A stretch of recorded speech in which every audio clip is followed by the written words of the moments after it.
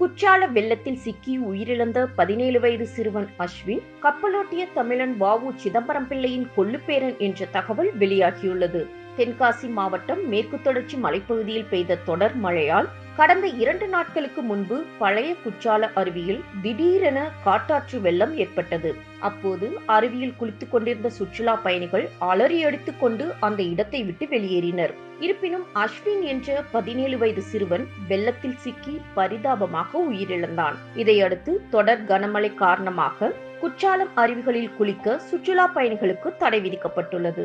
இதைத் தொடர்ந்து தென்காசி மாவட்ட நிர்வாகம் கட்டுப்பாட்டில் உள்ள பழைய குற்றாலம், மெயின் குற்றாலம் 5 அருவிகளை வனத்துறை வசம் ஒப்படைக்க முடிவெடுக்கப்பட்டுள்ளதாக தகவல் வெளியாகியுள்ளது.